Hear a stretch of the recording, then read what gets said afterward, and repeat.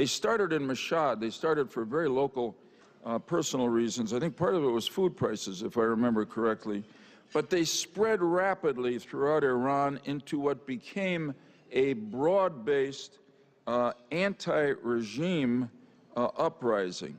In 2009, the protests were really between different political elements in the government, the so-called moderates and their supporters, and the Ayatollahs. This time, it really was the people against the government, chanting slogans and holding signs which themselves were acts of courage.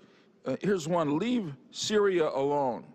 Think about us, the people of Iran. Another one: neither Gaza nor Lebanon. I will give my life only for Iran. And then the final one, which is extraordinary, shouting, death to Rouhani, death to Khamenei. The protest this time, a big part of the difference has been referenced already, which is that unlike 2009, when the government of the United States, after all the greatest democracy in the world, believing in the principles that we do, turned away from the protest, I think because of the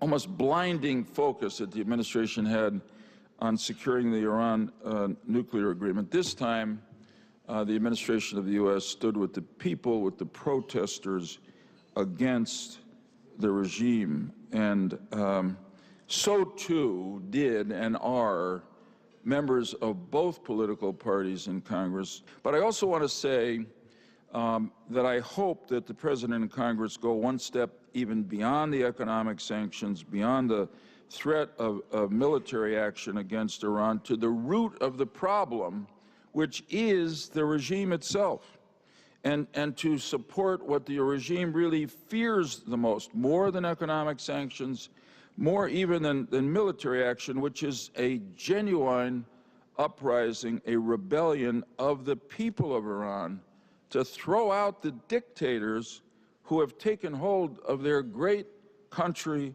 culture, and civilization. And that, I think, is what we are here to support today. I hope so.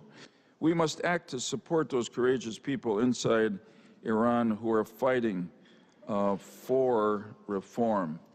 And Congress can lead the way in doing that by building a relationship with the organized opposition led by the PMOI to ensure that communications and internet access are available to the Iranian people, to add top Iranian officials to the list of human rights violators who are personally sanctioned, and to impose new sanctions on the various entities of the Iranian regime for their increased censorship, and finally to expel the IRGC and the other Iranian proxies from Syria, from Iraq, from Lebanon, and from Yemen, with your help and God's help. Thank you.